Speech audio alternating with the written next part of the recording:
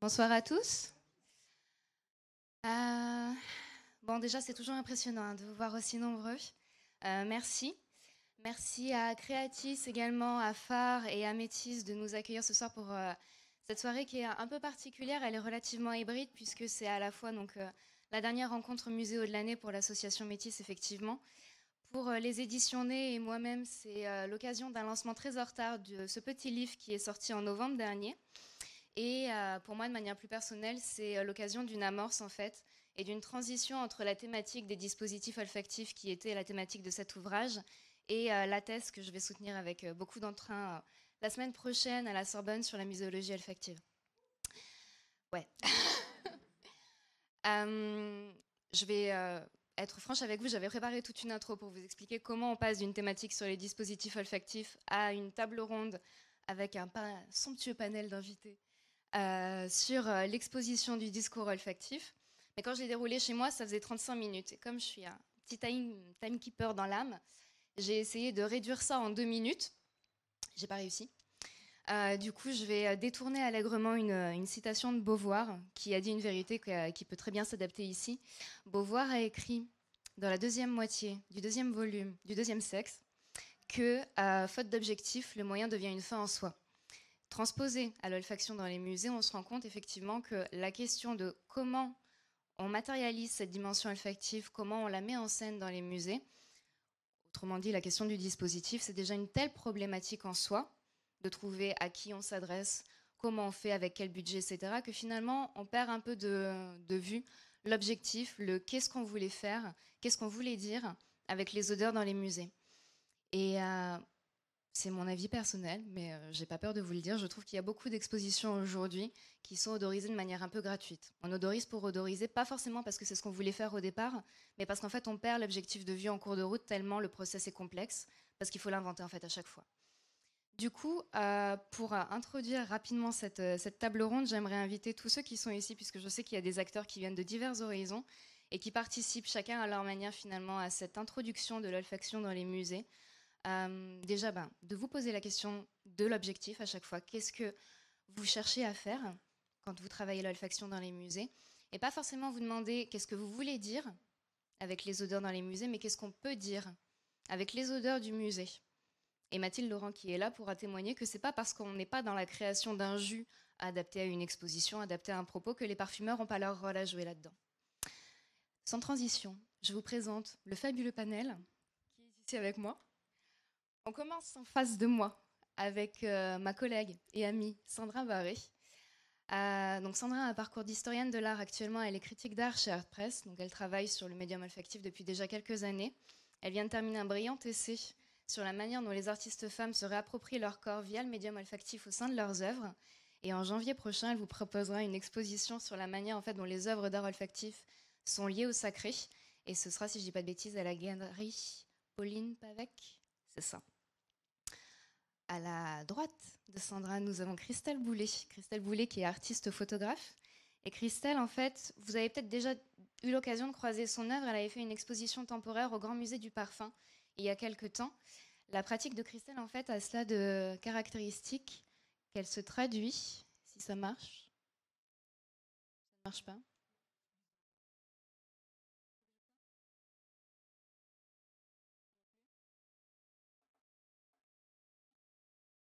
Ça marche mieux quand c'est branché. Voilà. La pratique de Christelle a ça de particulier, en fait, qu'elle se caractérise par le fait de déposer des gouttes de parfum sur du papier photo. Donc là, vous avez un petit panorama de ses premiers essais. Maintenant, en termes d'esthétique, on est là-dessus. Donc quelque chose quand même de très léché, de très très beau. Et sa dernière série photo, si je dis pas de bêtises, c'était Expanded Drops. Et c'était une série qui a été réalisée exclusivement avec les parfums de la maison Francis Kurkdjian. Bon, il me semble qu'on a quelques membres de l'équipe ici avec nous dans la salle ce soir. À la droite de Christelle, vous avez Romane Morisseau. Romane, dans sa pratique, en fait, questionne beaucoup le rapport au monde humain avec le monde végétal. Ici, vous avez une série en fait d'œuvres qui sont des photographies de plantes qui ont été ensuite reproduites en sérigraphie. La particularité de ces sérigraphies, c'est qu'elles ne mobilisent pas des pigments classiques, mais des pigments qui sont issus de super aliments comme de la goji ou de la matcha. Et ce qui est intéressant, en fait, c'est que du coup, quand la série vient d'être finie, les œuvres sont extrêmement éclatantes, mais au fur et à mesure, comme il s'agit d'éléments organiques, les couleurs se fadent, en fait. Et vous avez donc cette métaphore des choses qui passent, qui se flétrissent avec le temps. Un autre exemple, ici, vous avez une série d'œuvres qui faisait partie de l'exposition qui s'appelait Mononowhere. Ah ouais. Et donc là, si je dis pas de bêtises, tu me corriges, Romane. Donc c'est des fleurs qui ont été prises sur des tombes dans un cimetière, qui ont été figées sur le papier avec des fumigènes colorés. Voilà. Dernier exemple. Alors là, il faut réussir à le prononcer d'un coup. C'est une exposition qui s'appelait Our Exquisite Replica of Eternity. Et donc je vais juste vous parler du bouquet qui est au milieu et du parfum qui est à droite, of course. Donc au centre en fait de l'installation, vous aviez une installation avec des fleurs naturelles, des fleurs industrielles mais naturelles. En fait, le principe c'est que du coup le bouquet fanait durant l'exposition et à chaque fois qu'un pétale tombait, vous aviez en fait une bande sonore qui se déclenchait. C'est un peu comme la rose de la Belle et la Bête mais avec le son en plus. Et en fait, Roman avait fait appel à un parfumeur dont j'ai mangé le nom, mais un parfumeur de Firmenich, voilà, qui avait donc Roman lui avait commandé un parfum qui devait être celui d'un bouquet de fleurs génétiquement modifié. Donc on va revenir aussi sur cette question de la collaboration des artistes plasticiens avec des parfumeurs. Et à droite de Roman, vous avez Roberto Greco, artiste photographe. Alors Roberto est venu, pareil, tu me coupes si jamais tu lèves le doigt, tu cries. Est venu à l'olfaction d'une manière assez intéressante, donc avec cette série de photos de nature morte qui s'appelait Morbidessa. C'est pas grave, on me corrigera. Et en fait, ce qui était intéressant, c'est que quand il a présenté ses photos, on lui a dit oh là là, c'est magnifique, c'est très très beau, je vais le mettre dans mon salon. Et ce qui a marqué Roberto, c'est que lui, il se souvenait de l'odeur du rat mort qu'il avait dû endurer pour faire la photo qui était à gauche, l'odeur du poisson pour faire la photo qui était à droite. Et en fait, il s'est dit c'est marrant en fait comme la dimension olfactive peut être éludée et que ça donne un tout autre sens à la photographie. Donc il a commencé en fait à amener lui-même des éléments odorants au sein de la galerie, ce qui n'a pas été sans difficulté des fois. Et plus récemment, il a fait cette série donc, qui s'appelle Œillère, qui est une série de photos dont moi je suis particulièrement fan. Un peu à la même manière que Roman questionne en fait le rapport entre le monde humain et le monde végétal, là on y est encore complètement. Donc vous avez des séries de photographies de fleurs alternées avec des séries de photographies de corps, des corps qui sont anonymisés parce que portent tous un masque en fait qui ressemble un peu à un cocon. Et à l'occasion de cette série, Roberto avait travaillé avec le parfumeur Marc-Antoine Corticchiato pour créer. Alors est-ce que c'est le parfum de la série photo? Est-ce que c'était un parfum co-construit autour du manifeste de hier? Voilà, donc qui faisait partie de l'œuvre. Et je vous montre dernièrement une vue de l'exposition, tout simplement pour faire une petite boucle avec les dispositifs olfactifs, puisque Roberto a conçu avec des designers donc un sablier spécifique pour faire sentir le parfum œillère au sein de l'exposition. Et enfin, last but not least, on a Mathilde Laurent avec nous ce soir, qui est parfumeur maison au sein de Cartier depuis, on va pas dire combien de temps, mais un temps significatif. Voilà. Mathilde, donc, que vous connaissez, j'imagine, pour la plupart, qui a notamment porté récemment le projet des objets olfactifs non identifiés, donc les OSNI, les objets sentants, pardon, non identifiés. Le premier opus, c'était un nuage parfumé qui avait été présenté sur le pavé du Palais de Tokyo pendant la FIAC il y a 2 ans. Et accessoirement, quand même, on va le dire, Mathilde m'a fait l'honneur d'encadrer ma thèse durant les 3 dernières années. Et donc, elle a participé activement à mes terrains de recherche. Donc, on va avoir beaucoup de choses à se dire.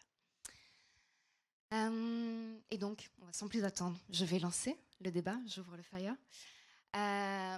Parce qu'effectivement, cette thématique d'exposer le discours olfactif, elle est née, c'est pas moi qui l'ai sortie toute seule, hein, elle est née d'une discussion avec Sandra à un déjeuner. Et en fait, je pense que quand la thématique exposer le discours olfactif a été mise sur la table, on s'est fait la politesse, Sandra et moi, de faire semblant les 5 premières minutes qu'en fait, on comprenait parfaitement toutes les deux exactement la même chose derrière le discours olfactif. En fait, au bout de 10 minutes, pas du tout. Donc, Sandra, je commence avec toi. Je ne sais pas s'il y a un autre micro aussi. Avec cette question, et Mathilde, je vous poserai la même ensuite. Est-ce qu'il fonctionne? Sinon, je te passe le mien. Le deuxième micro fonctionne ou pas?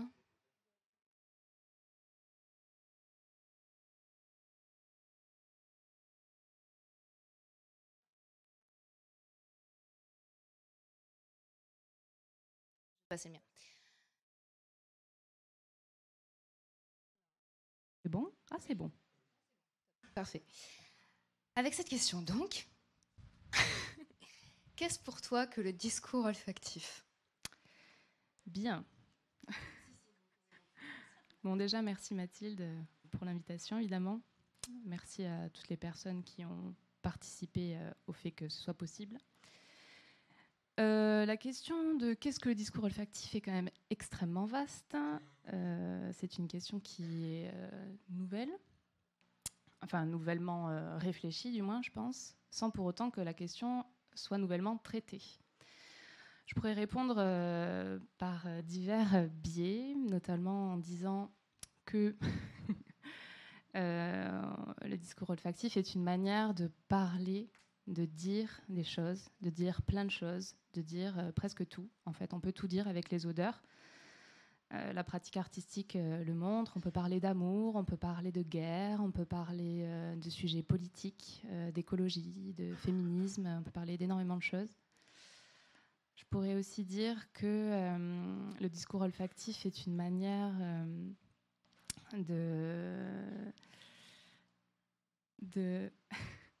que le discours olfactif est une manière de... Ah, j'ai un petit trou, je vais ouvrir mon carnet. C'est de la triche, ça. Ouais, je sais, mais bon, c'est pas grave. Donc, ah oui, je voulais dire que le discours olfactif, je pense que là-dessus, avec Mathilde, on n'est pas forcément d'accord, mais peut être aussi bien peut venir aussi bien d'une odeur naturelle qu'artificielle. Et bon, voilà, on peut regarder l'œil qui n'est pas exactement d'accord.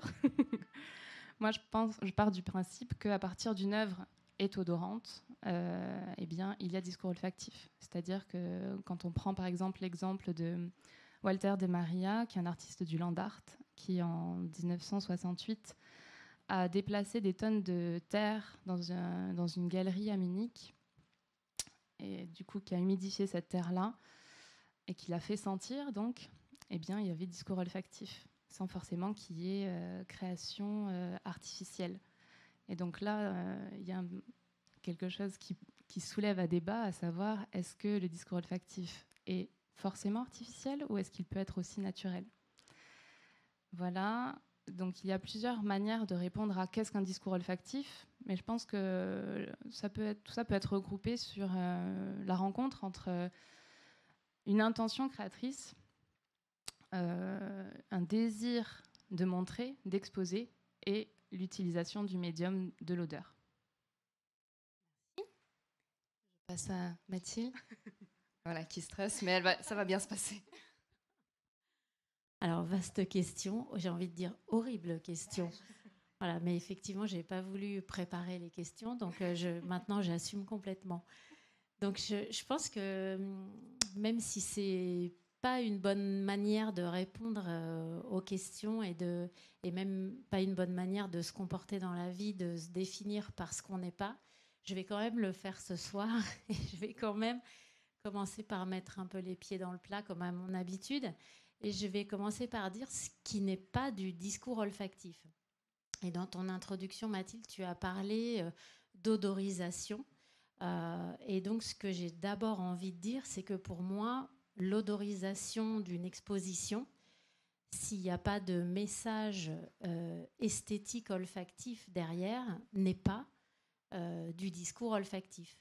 Donc, apporter une odeur pour illustrer un tableau, comme je l'ai vu il y a assez peu de temps, je crois que c'était au Grand Palais, une odeur de jardin pour illustrer un tableau qui montrait un jardin. Pour moi, c'est absolument pas du discours olfactif et ça ne procède pas de l'art de l'olfaction. Donc, voilà, pour moi, c'est très important. Et donc, du coup, le discours olfactif, pour moi, c'est parler de l'odeur, parler du rapport à l'odeur que l'homme entretient avec elle, parler de la place de l'odeur dans la société. Et du coup, à ce titre-là, on peut même avoir du théâtre olfactif, qui peut être un discours sur l'odeur et sur la place des odeurs dans la société, quand une odorisation simple d'une pièce de théâtre ne sera pas du discours olfactif. Donc pour moi, il y a vraiment quelque chose de très important, c'est la pensée c'est penser la place des odeurs, questionner le rapport à l'odeur qui fait qu'on a un discours olfactif ou pas. Merci Mathilde. Je passe aux artistes. Je pose juste 2 questions pour lancer, puis après on pourra rebondir sur ce que... On l'a fait la dernière fois sur une question, on est resté 4 heures, donc voilà, il faudra certainement nous arrêter. Avec une question, donc le premier qui veut répond, mais on a vu que du coup vous avez tous questionné soit de manière métaphorique, soit de manière directe, en fait le médium, pas forcément olfactif, mais le parfum, vraiment on va dire. Au sein de vos œuvres, vous avez collaboré soit avec des parfumeurs, soit carrément c'est le parfum qui est venu carrément au sein de votre pratique. Donc comment vous définiriez la place que prend le parfum au sein de votre travail ?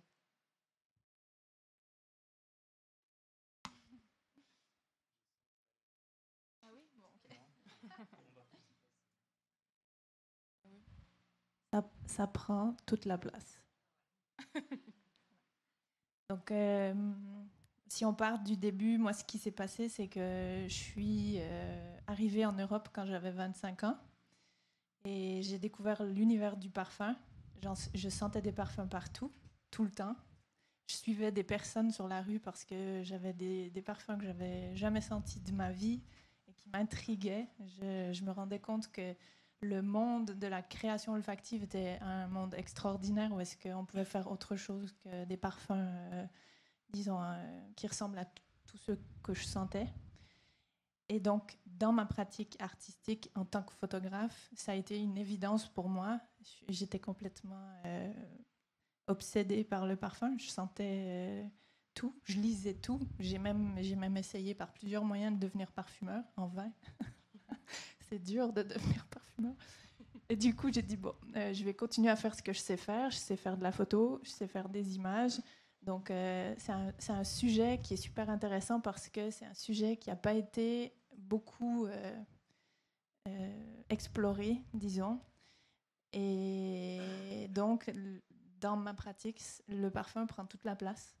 J'ai essayé par plusieurs moyens, à travers plusieurs séries différentes de photos, de photographier des odeurs. Donc, je me suis intéressée à essayer de représenter quelque chose d'invisible.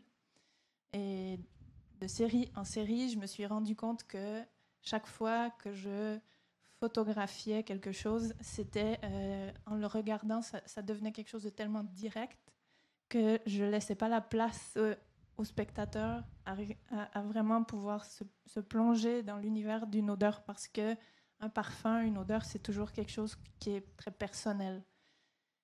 Donc chacun, on a une réaction complètement différente à la même odeur. Et après avoir passé 2 semaines à développer des photos dans le labo argentique, un soir, je suis rentrée à la maison puis je me suis dit, mais en fait, le parfum et le parfumeur et le photographe à l'ancienne, ils ont quelque chose en commun. Ils ont besoin de créativité, mais ils ont aussi besoin de ce savoir-faire de chimique, en fait. Donc, je me suis dit, et si je mettais quelques gouttes de parfum sur un papier photo? Et ça a été un déclic. En fait, ce jour-là, j'ai cru que ça ferait rien du tout. J'étais dans le labo photo, j'avais un petit échantillon dans la poche du parfum de ma grand-mère. Je venais de me rendre compte que ma grand-mère portait l'air du temps. J'ai toujours pensé que c'était l'odeur de sa maison, mais en fait, non. Et c'était, je crois, mon 5e projet, ma 5e série photo sur le sujet. Et là, je me suis dit, c'est bon, j'ai trouvé quelque chose d'extraordinaire parce que j'ai pas besoin d'interpréter. Je laisse la place au parfum. En fait, le parfum me parle. J'ai une question. Du coup, j'ai une question purement pratique, mais hyper intéressante. Est-ce que, du coup, le parfum laisse une odeur sur le papier photographique ? Oui. Et du coup, quand on vient voir une de tes expositions, on peut sentir aussi le parfum sur le papier ? Oui. Si c'est pas une vieille série, comme la Noir-Blanc, là, c'est de 2015, donc il n'y a plus tellement l'odeur. Mais en fait, j'ai fait la série Noir-Blanc, qui était pour moi une étude. Je voulais voir à quoi chaque parfum ressemblait. Donc, j'ai fait, je crois, 300 parfums. Je me suis fait une amie dans un magasin de parfums. Et j'étais très généreuse. Je lui ai dit, je veux des classiques, je veux des parfums de petites maisons, de parfums de niche, tout ça. Et après, je suis passée à la couleur. Et la série couleur, donc la deuxième série qui a été faite avec cette même technique, je l'ai exposée sans mettre de verre au cadre, à l'encadrement. Ça a été des discussions assez compliquées parce que d'un côté, j'avais envie d'encapsuler cette odeur, mais d'un autre, j'avais envie que le public puisse découvrir mes images avec le nez. Donc, la première série photo couleur, c'était des toutes petites images où j'avais mis 3 gouttes de parfum sur mon papier photo, qui est un peu la quantité qu'on peut mettre au creux du cou. Et les gens s'approchaient et devaient découvrir la photo avec le nez, en plus des yeux. C'était quelque chose de très personnel. C'était pas une série où j'imposais une grande image avec une odeur très forte. C'était quelque chose de très discret. Et après, je fais des énormes photos. Mais du coup, c'est vachement intéressant et peut-être qu'on peut passer le micro à Roberto parce que Roberto, c'est un... Oui, c'est le piège. Je fais ça. Ça m'arrive. Parce que du coup, toi, finalement, tu as été confronté à la problématique inverse qui est que le médium photographique ne retient pas l'odeur. La photo ne retient pas l'odeur d'une scène. Pour ma part, ce qui est un peu différent, c'est que je suis aussi arrivé sur le tard, sur la... être fasciné par le parfum, pas les odeurs forcément, mais le parfum. Et j'ai très tardivement constaté que certaines marques, le parfum en général, apportaient une narration. C'est pas simplement une odeur, c'est pas simplement un parfum. Et Comme des garçons m'a fait complètement... Ouais, tu peux, je sais pas, il y a une distance à trouver, mais... Ouais, je crois. Faut que j'arrête de bouger. Comme des garçons m'a ouvert, on va dire, cet univers, après Serge Lutens, etc. Et j'ai deux pratiques. J'ai la pratique commerciale et la pratique artistique. Dans la commerciale, j'ai commencé à vraiment m'intéresser à photographier le parfum et donc essayer de traduire quelque chose d'impalpable, d'immatériel, et faire en sorte qu'une image sente. Et à côté de ça... Du coup, c'est du discours olfactif que tu as essayé de mettre en image dedans, tu vois. Et à côté de ça, j'avais ma pratique artistique. Et comme tu l'as amorcé,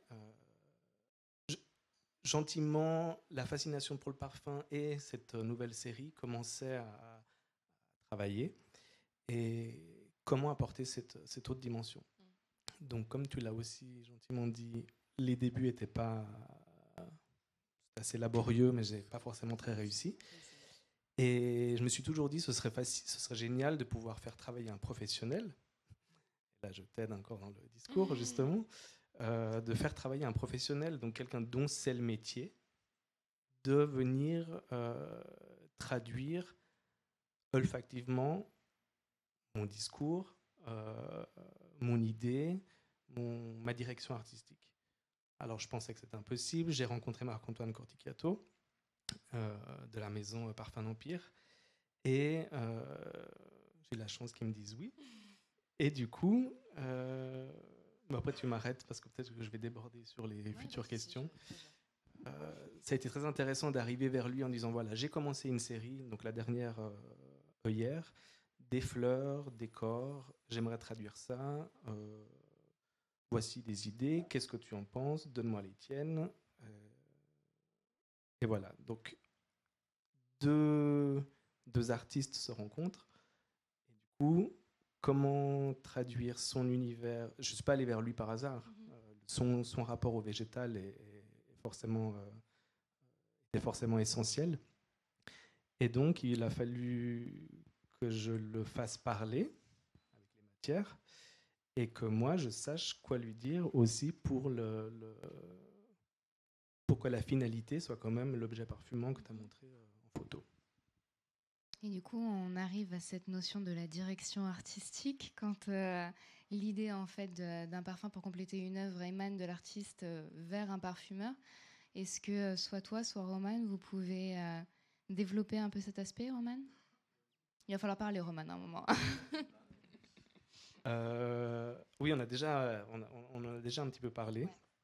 Ouais. Je suis artiste photographe, je ne suis pas parfumeur. Je vais chez Marc-Antoine pour des raisons. Et j'ai j'ai un discours dans ma série photo. Et je mets en avant le fait que je suis artiste photographe et pas parfumeur, évidemment. Et donc, je reste un peu à ma place. Et ma place inclut également la direction artistique de ma série photo. Marc-Antoine est loin d'être un exécutant. Et si je continue à faire ce binôme image et odeur, les prochains ne seront pas des exécutants non plus. Mais c'est mon discours que j'essaie de mettre en avant. Et évidemment, parce que je te vois venir, Marc-Antoine va mettre sa vision créative, sa direction artistique, sa signature. Donc au final, est-ce que le discours olfactif aussi dans la collaboration d'un artiste et d'un parfumeur, c'est pas cette co-construction finalement de deux positions affirmées par deux artistes, deux expertises? Mais complètement. On va dire qu'il n'est pas du tout intervenu sur ma série photo, évidemment, mais le résultat de l'objet parfumant, c'est pas le discours initial. J'ai mon discours initial qui vient se mélanger au sien. Pendant 2 ans, on a travaillé. C'est notre résultat. J'ai cité Serge Lutens avant. J'ai fait un moment avant de comprendre que ce n'est pas lui qui faisait ses petits parfums. Mais c'est grâce à lui qu'on a ces parfums et Christopher Sheldrake qui les traduit également. Donc c'est 2 artistes, 2 visions qui viennent créer un tout nouveau discours. Moi, j'ai peut-être changé de micro. Apparemment, il déconne, non? Non, ça va? Ah, c'est toi? Ok. Mais du coup, je réponds tout de suite à cette question ou j'introduis mon rapport au parfum? Tu peux déjà introduire ton rapport au parfum. Parce que c'est un petit peu différent. On peut faire deux choses différentes. 3 artistes et c'est 3 rapports à l'odeur et à la pratique artistique différentes. Donc, je vais essayer de faire simple. Ça fait à peu près 4 ans que je travaille avec les odeurs dans mes expositions. J'en suis venu à ça inconsciemment ou consciemment parce que j'avais envie d'élargir ma pratique. Et on est tous submergés d'images et de formes, et ça me permettait d'inviter le spectateur à sentir, ressentir mon exposition d'une façon plus singulière. Et les odeurs, c'est quelque chose qu'on ne peut pas échapper à ce que les odeurs nous font. On peut les aimer, on peut les détester, on peut se sentir un peu agressé, on peut se sentir mélancolique. Il y a plein d'états dans lesquels les odeurs nous mettent. La première exposition avec laquelle j'ai utilisé du parfum, des odeurs, c'était dans un tout petit espace et j'avais envie d'avoir qu'on rentre radicalement dans un espace différent. L'espace faisait 3 mètres sur 9. Donc en fait, c'était un couloir. C'était très vite fait d'en ressortir. L'odeur n'était pas notifiée, donc on ne voyait pas qu'il y avait un dispositif derrière. Il y avait une odeur qui planait dans la pièce. On est d'abord happé par les images et par les formes.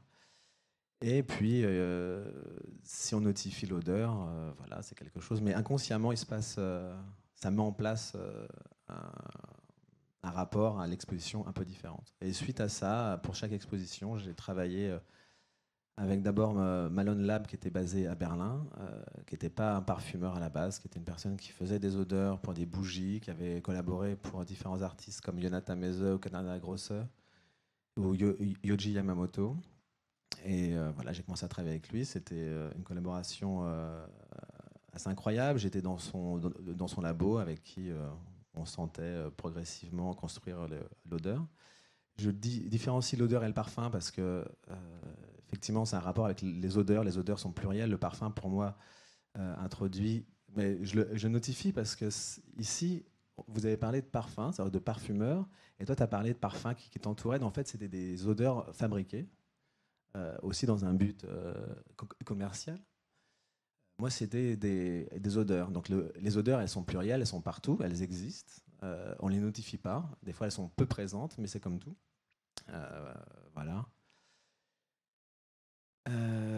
Oui, et puis depuis que je suis revenu à Paris, il y a à peu près 3 ans, j'ai rencontré l'équipe de Firmenich, avec qui j'ai commencé à collaborer sur mes 2 dernières expositions, qui justement étaient illustrées en images, qui traitaient des fleurs industrielles.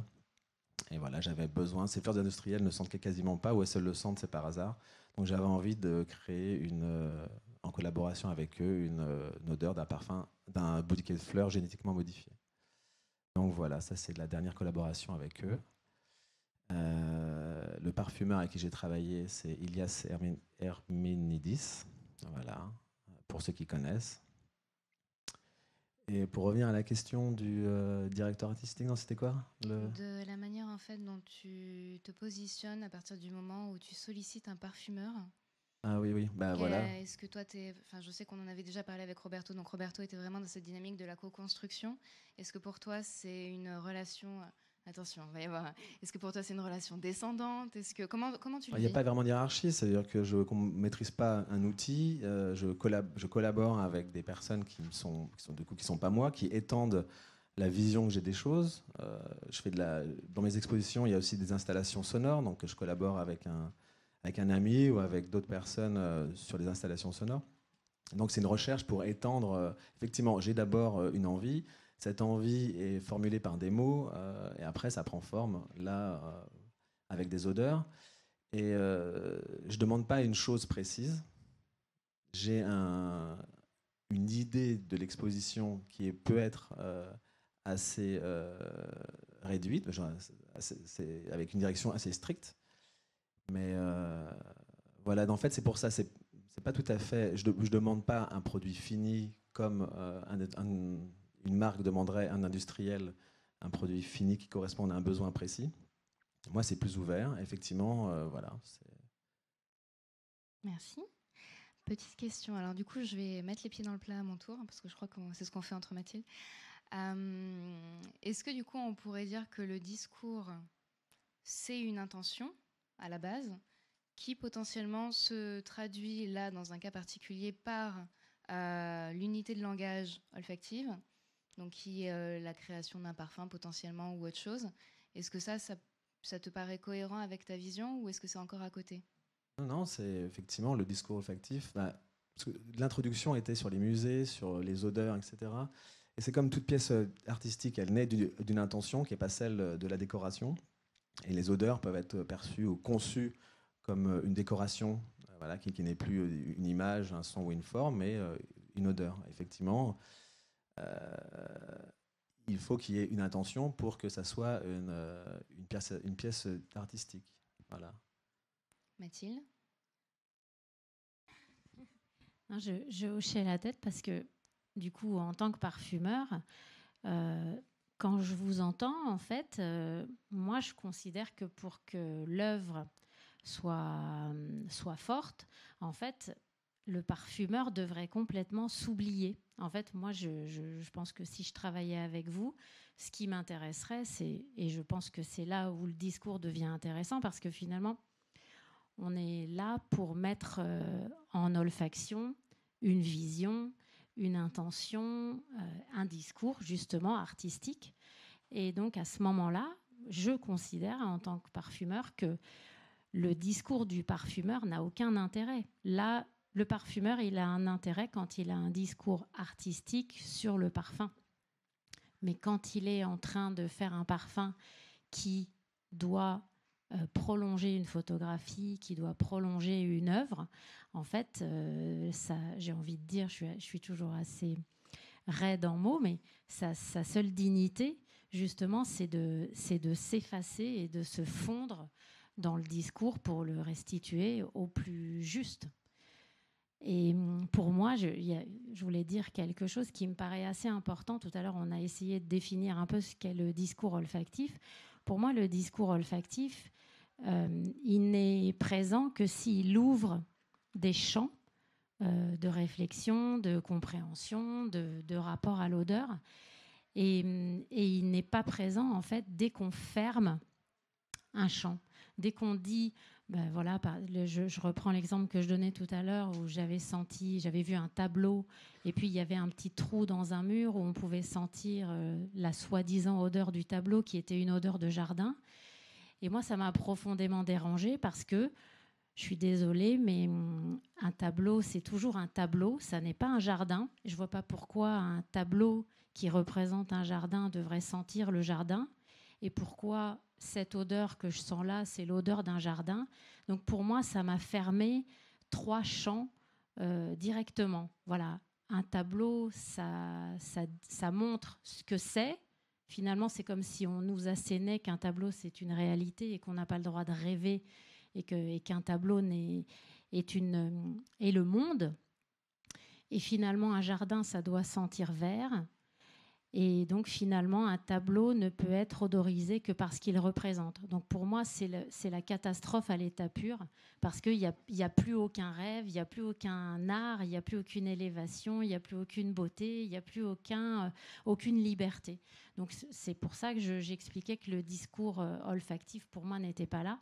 Et là, en revanche, quand on est en train d'essayer de propulser une vision artistique, d'essayer de faire sentir le monde d'un artiste. C'est justement pour ça qu'on doit oublier sa parfumerie, pour faire émerger un vrai discours et ouvrir des champs qui sont tout autres que ceux de la réalité. Et voilà. Et c'est donc une grande ouverture sur le monde. Et là, je considère effectivement qu'il y a, je l'espère en tout cas, un discours olfactif. Juste, si je peux ajouter un truc. Moi, j'ai travaillé du coup avec plusieurs personnes. Quand on travaille ou quand on collabore avec un parfumeur, c'est aussi son entité, c'est ce qu'il est. Donc, de toute façon, il traduit ce qu'il est, même dans une demande. Ah bah, en fait, la même question posée à deux parfumeurs, ça sera la même question. Oui, bien sûr, mais... Donc, c'est une interprétation. Donc, il y a oui, toujours une part de... Le travail d'un parfumeur, c'est jamais de faire ce qui lui plaît. Non, mais c'est pas ce qui lui plaît, en fait, c'est ce qu'il est. On parle tous, on a l'impression de parler la même langue, alors qu'aucun de nous va entendre la même chose, et ce qu'il dit va être entendu de la même manière par tout le monde. C'est pareil quand on crée un parfum, quand on explique quelque chose. Donc, c'est là où la dimension humaine... après, je comprends le fait que... Pour moi, c'était ça. Je collaborais avec Firmenich, c'était une société qui faisait également des parfums industriels. J'avais des parfums pour des maisons de parfums, pour la grande distribution, mais également pour l'agroalimentaire et pour l'industrie. Donc ça dépassait l'idée de l'odeur agréable. Donc du coup, ça correspondait à mes attentes. C'était dépasser ce qu'on pouvait imaginer d'un parfum commercial ou d'une odeur qui correspond à quelque chose qu'on peut rencontrer dans le commerce. Et ça étendait l'odeur à l'odeur en général, ce qu'on sent tous les jours.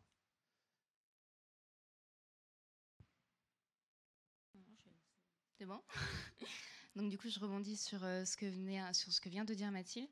Parce que toi, du coup, Christelle, tu as travaillé avec des parfums qui étaient déjà faits. Donc, tu n'es pas du tout intervenu en fait, dans l'aboutissement des parfums de la maison Francis Kurkdjian. Tu les as pris tels quels et tu en as fait quelque chose ensuite. Par rapport à ce que vient de dire Mathilde, comment tu te positionnes, toi, par rapport à ça ? Qu'est-ce qu'elle a dit, Mathilde ? Sur le fait qu'un parfumeur doit s'oublier, en fait, et que du coup, on traduit une intention artistique. Donc là, quand le parfum est déjà abouti... Oui. C'est comme si le parfumeur s'était complètement oublié, parce que finalement, il a créé sans savoir à quoi allait servir son œuvre. Ouais. Donc, du coup, pour moi, ça procède de la même chose. C'est-à-dire que le parfumeur n'influe pas sur le discours de l'artiste. Parce que dans ce cas-là, pour moi, le parfumeur n'est pas l'artiste. Le parfumeur est un passeur, un traducteur, mais le parfumeur n'est pas l'artiste. Mm-hmm. Oui, moi j'ai fait le chemin inverse de vous, en fait. J'ai pris les parfums de la maison Francis Kurkdjian et je lui ai montré. Je lui ai dit voilà tes œuvres, en fait. Et on peut les accrocher au mur, on peut les regarder plutôt que les sentir. Et est-ce que du coup, parce que toi, on parlait tout à l'heure avec Roberto, donc dans ta pratique commerciale, mais peut-être aussi artistique, tu disais que tu essayes de traduire en image du coup un univers olfactif, un discours olfactif que commercial. Là, du coup, est-ce que le parfum n'intervient qu'en tant que matière au sein de ton œuvre, ou est-ce que tu t'es aussi intéressée au discours qu'il y avait derrière chaque parfum ? Oui. Là où moi je dois intervenir, c'est parce que comme je travaille sur du papier argentique, donc c'est un papier qui est photosensible. Je mets du parfum sur le papier et je dois l'éclairer pour pouvoir voir quelque chose apparaître. Et quand j'éclaire un papier couleur, je dois choisir à quel spectre de couleurs que j'ai envie de l'exposer. Et au début du projet, j'exposais selon mes ressentis. Je me disais, ça pour moi, c'est très jaune, ça pour moi. Puis je suis vite arrivée à un point où ça marchait pas. Je me suis dit, en fait, mon interprétation, elle n'est pas intéressante. Je suis retournée en arrière, j'ai regardé, je me suis inspirée de ce que le parfumeur avait envie de dire à travers ce parfum. Et je suis allée dans des univers couleurs. En fait, moi, je choisis un peu, disons, les grandes lignes. Donc, si j'ai envie de quelque chose de rouge foncé, ben, on va quand même voir du rouge foncé, mais la goutte de parfum va aussi altérer le papier, va changer des choses. Donc, du rouge va peut-être être du rouge et du bleu foncé et du noir et du blanc. Et il y a un peu de tout. Mais disons que la couleur plutôt générale, c'est moi qui la donne. Et il y a des techniques que les photographes argentiques connaissent, mais ce que je fais, ça s'appelle la solarisation. C'est que je continue à développer le papier photo même pendant le développement. Normalement, on ne fait pas ça.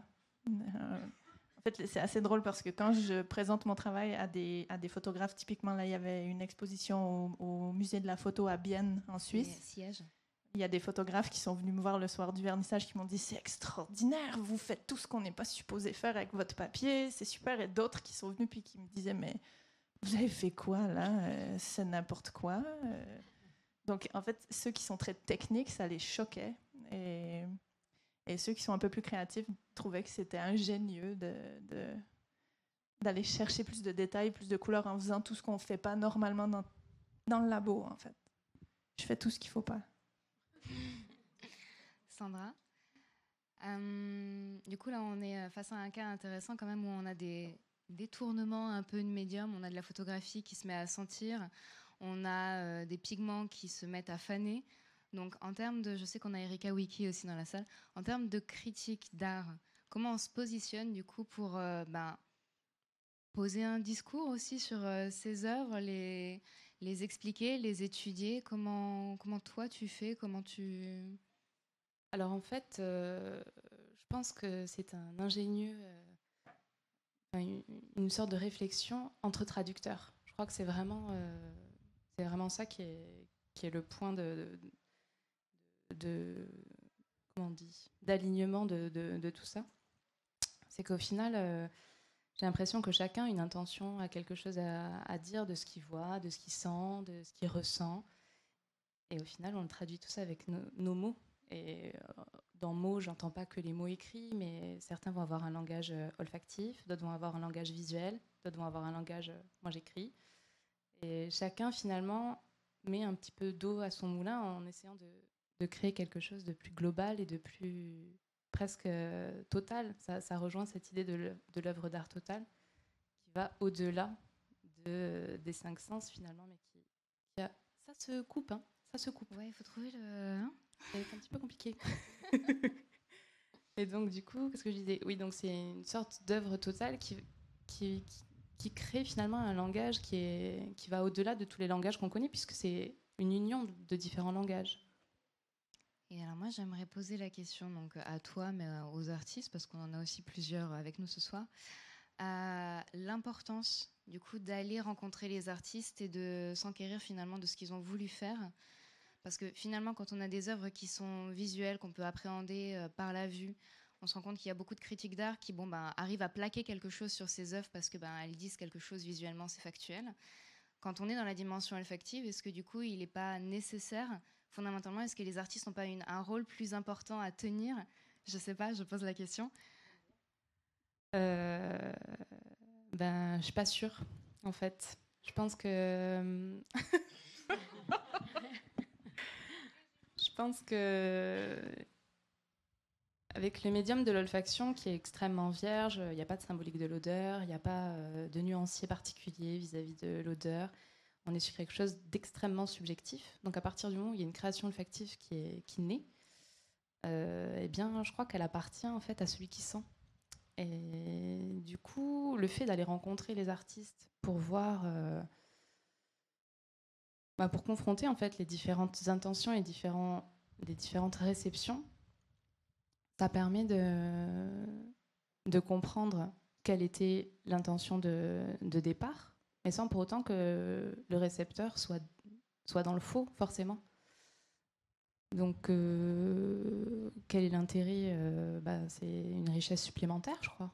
C'est qu'on va apprendre de l'autre, on va essayer d'essayer de comprendre la langue de l'autre et voir à quel point ça match avec celle qu'on a. Et de toute façon, tout à l'heure, je parlais d'un artiste qui est mort et qui utilise de l'odeur. Donc il n'a pas pu se prononcer, exactement, il n'a pas pu se prononcer sur ce qu'il a voulu faire. En plus, lui, il était extrêmement taiseux. Donc après, pour les historiens, c'est un petit peu... Voilà. Mais au final, c'est là qu'on voit que la fameuse maxime de Marcel Duchamp qui dit que c'est le regardeur qui fait l'œuvre prend énormément d'ampleur ici. C'est vraiment le senteur qui fait l'œuvre, en fait. Puisque comme c'est extrêmement subjectif, moi, admettons, je vais sentir de la banane là où... là où l'artiste a voulu faire sentir du kiwi et au final, où avec le parfumeur, il y a une odeur de, je sais pas moi, de litchi, bah, c'est qui a raison là-dedans. Voilà. Wow. Non, mais je trouve que c'est intéressant parce que justement, on parle de quelque chose qui est immatériel et la force que peut avoir une dimension supplémentaire comme du texte, comme un titre, comme une couleur, comme des images. Et effectivement, tu peux sentir de la banane où l'artiste a voulu te faire sentir du kiwi et le parfumeur a mis, t'as dit quoi? Du litchi. Bien sûr, il n'y a pas de juste, il n'y a pas de faux, il faut sentir ça. Mais je trouve aussi intéressant d'accompagner odeur, parfum, peu importe. Parce que c'est aussi comme ça qu'on peut entrer et... alors on peut parler de manipulation ou pas, je pense que ça dépend qui on a en face et quelles sont les intentions, mais tu peux emmener la personne dans un certain voyage, dans une certaine poésie, dans une certaine dimension, en l'aidant avec certains mots ou des images par exemple. Et je finis juste sur ça. Si je me permets de dire ça, c'est que j'ai rencontré ça avec eux hier justement, où on peut entrer dans la galerie, regarder les images et s'intéresser ou sentir le parfum et partir. On peut entrer dans la galerie en portant le parfum et en regardant les images après. Déjà, les discours se mélangent, enfin, les directions sont complètement différentes et on parle de quelque chose de très subjectif. On parle d'une synesthésie entre le visuel et l'olfactif. Et je suis en train de me perdre dans ce que je voulais te dire. Non, mais moi, je veux bien rebondir sur ça. Ah bah, Justement. Je profite. Justement. Ah oui, non, vas-y, tu veux? Voilà, Attends, mais moi, ça va être super rapide. En fait, justement, je trouve que... Et c'est là que c'est assez formidable, c'est presque miraculeux, c'est qu'en fait, les artistes, chacun ouvre des pistes, en fait. C'est ça, c'est que toi, quand tu vas penser ta série, tu vas faire tu vas donner une piste visuelle. Ensuite, tu vas venir donner une piste olfactive. Au final, le visiteur, c'est lui qui choisit s'il va venir d'abord se mettre du parfum sur le... Tu vois? Et donc, au final, il va... On parlait de discussion, justement, que vous pouviez apporter, et d'un échange, d'une discussion. Et je pense que c'est justement une dimension supplémentaire. Bien sûr, le senteur sent ce qu'il veut. Mais si je viens te dire comme ou ce qu'il peut, comme il veut, ou ce qui lui appartient. Et c'est déjà dur de ne pas perdre le fil. Et moi-même, avec Marc-Antoine, j'ai dû choisir les bons mots, ne pas être trop précis, etc. Aller dire à quelqu'un qui découvre mon objet parfumant, il s'agit d'une antifleur. Mais qu'est-ce qu'une antifleur? Lui expliquer qu'avec Marc-Antoine, j'ai refusé la fleur trop concrète. Donc, évitons la rose, évitons le jasmin, etc. Partons sur l'idée d'une fleur. Dire qu'on pourrait y sentir des facettes de pollen. Et là, je vois chez certaines personnes, justement, que ça ouvre et que ça commence à venir titiller des choses dans le nez et dans le cerveau, etc. Et qui ouvre complètement le spectre de ce qui aurait pu s'arrêter sans le discours du créateur, de l'artiste, etc. Je dis pas qu'il est essentiel, je dis juste que... Oui, mais je laisse aussi le choix... Oui, mais je laisse la possibilité au public de sentir ce qu'il veut. S'il me dit j'ai senti la jaquette de mon grand-père, c'est très très bien. Enfin, je vais pas lui dire non, c'est pas ça. C'est pas ce que je suis en train de dire. Non, je voulais juste dire que il faut quand même pas oublier qu'on est quand même au balbutiement, malheureusement, de l'art contemporain olfactif, même de l'art olfactif tout court. Et au bout du compte, c'est vrai que voilà, le critique peut aussi ouvrir des champs. Moi, je pense que tu disais, voilà, tu proposes des expériences, des champs. Je pense que le critique peut aussi offrir des champs que l'artiste n'a pas forcément mis en place, mais qu'on peut y trouver, qu'on peut y voir. Et au bout du compte, je trouve que c'est très important parce qu'on est au début de cette pratique, en quelque sorte. Enfin, il y a eu des prémices, mais aujourd'hui, on assiste vraiment à un peu une explosion et en tout cas à l'arrivée de l'olfaction dans le champ artistique. Et je trouve que on a aussi ce devoir en parfumerie, malheureusement, parce que le discours a été absent aussi bien dans la parfumerie, dans cette industrie, que dans l'art. Donc aujourd'hui, on a un public qui est assez désemparé et qui n'a pas bénéficié en fait de toute cette acculturation, on dit, je ne sais plus si le mot est correct, mais en tout cas, on se rend compte que les gens ont énormément besoin d'aide, ils ont énormément besoin d'être pris par la main, de comprendre. Donc je pense qu'on est dans une époque où finalement c'est important de retranscrire le discours de l'artiste. Le public n'est pas obligé de le prendre, mais c'est bien en tout cas de le faire exister pour qu'on sème vraiment les graines d'une culture olfactive et d'une aisance pour le public vis-à-vis d'œuvres olfactives. Alors je ne dis pas du tout que l'intention de l'artiste... J'avais compris. Hein, ah d'accord, non mais c'est pour qu'il n'y ait pas de mésentente. Hein. Non, bien sûr que c'est primordial. Mais après, je ne suis pas sûre qu'il n'y ait que ça qui prévaut. Enfin, que ça ne prévaut pas, en fait. Je pense que c'est vraiment... C'est la conclusion à laquelle on a un petit peu arrivé la dernière fois quand on a parlé. C'est vraiment une histoire de co-construction, en fait.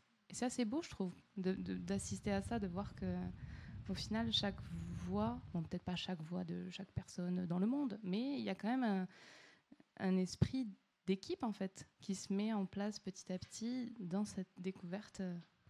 qui n'est pas forcément une découverte, mais bon, bref, dans cette histoire de l'art olfactif.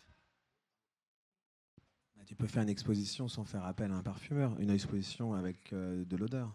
C'est-à-dire que parce qu'en fait, là, quand on dit effectivement, en ce moment, l'olfactif est à la mode et on n'a pas beaucoup théorisé dessus, donc ça paraît que ça reste un champ vierge, mais je me rappelle d'expositions où ça sentait énormément. Et je me disais pas, c'est une pièce olfactive, juste que l'odeur intervenait dans ma lecture de l'œuvre. Et maintenant, en fait, c'est un champ qui reste à exploiter parce que voilà, c'est encore une niche. On a des images, des formes, du son, de la vidéo. On a plein de choses. On a des œuvres interactives. Voilà. L'odeur, c'était encore quelque chose qui était apparemment à exploiter ou à théoriser. Et en fait, on pointe du doigt quelque chose qui existait déjà. Alors, et bon, voilà, c'est hyper intéressant, mais voilà, donc ouais, c'est tout. Non, mais bon, voilà. Je fais une transition qui n'était pas prévue parce que du coup, tu dis qu'on peut faire des expositions olfactives sans forcément travailler avec un parfumeur. Et en fait, c'était pas calculé, mais on a Boris Rowe au premier rang, donc Donc, oui, je vais essayer de mettre un peu tout le monde d'accord, en fait. Et à la fois critiquer justement même l'intitulé de exposer le discours olfactif. Parce que quand on vous écoute, et surtout ce que dit Sandra ou même toi, Mathilde, qui t'as une sacralisation un peu de l'artiste, de la position de l'artiste. Et justement, est-ce qu'il y a un discours réellement olfactif au profit? J'ai l'impression qu'en fait, c'est pas un discours, c'est un dialogue olfactif. Et c'est mettre en place les conditions d'un dialogue olfactif. Et là, ça décentre la position de l'artiste. Ça crée une dynamique, c'est voir les choses d'une façon dynamique parce que, justement, comme tu disais, avec l'olfaction, il y a une singularité, il y a des rencontres de singularité. Et là où je parle de décentrement, c'est même, et ça explique, entre guillemets, celui qui formalise le parfum, celui qui formalise la photo, que c'est un dialogue en fait, et c'est souvent pour eux, même si on essaye de dire un discours, mais ce décentrement, il se place au profit même de l'œuvre. Tu vois, c'est plus l'œuvre, et c'est là où on s'en fout un peu. C'est toujours important, mais qu'est-ce qu'a voulu dire l'artiste? Mais comme il y a une délocalisation et une localisation hyper forte du dialogue, du langage olfactif dans le ici maintenant avec le senteur, c'est l'œuvre qui prend toute sa puissance face à mon sens, qui prend plus sa puissance face aux intentions prémices, comment elle était fabriquée.